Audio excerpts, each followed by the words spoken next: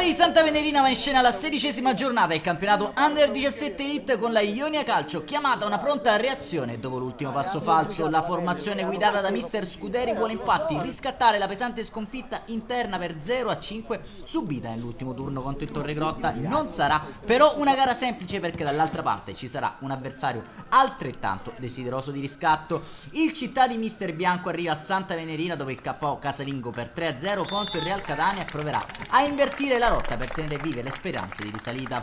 In classifica la Ionia Calcio occupa la quinta posizione con 24 punti, l'ultima utile per l'accesso ai playoff in coabitazione proprio con il Real Catania.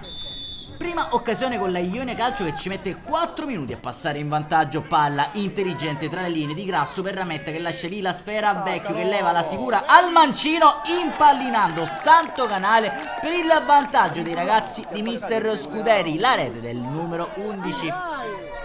Padroni di casa che azzannano letteralmente la partita. Filtrante visionario di Citarda per il taglio alle spalle della difesa di Rametta che però incespica sulla sfera a pochi passi a Santo Canale. Al 20° arriva il raddoppio della Ionia Calcio, un copia e incolla e la rete del vantaggio con Vecchio che resiste con caparbietà ad una trattenuta, sistema il pallone sul mancino ed all'Adrien Rabiot fulmina Santo Canale sul suo palo, doppietta stellare del numero 11 locale che mette virtualmente in ghiaccio la partita dopo 20 minuti. Alla mezz'ora Ionia che sfiora anche il tris sui sviluppi di un corner da sinistra prende l'ascensore Sapuppo, deviazione sotto misura di Scavo con la sfera che finisce lenta sul legno prima di essere allontanata alla retroguardia ospite. Al 34° ragazzi di mister Scuderi assolutamente padroni del campo, cross dalla sinistra all'indirizzo di Rametta che manca la deviazione sotto misura. Ripresa che inizia sulla falsa riga del primo tempo ancora con la Ionia che si distende in contropiede. Rametta da posizione defilata prova ad esplodere il destro alto.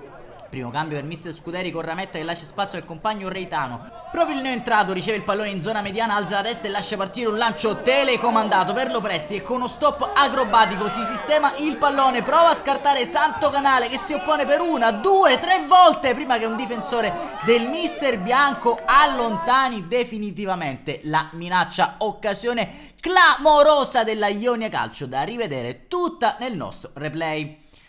72° intanto arriva il secondo cambio per mister Scuderi che getta nella mischia Vasta in luogo di Lo Giudice.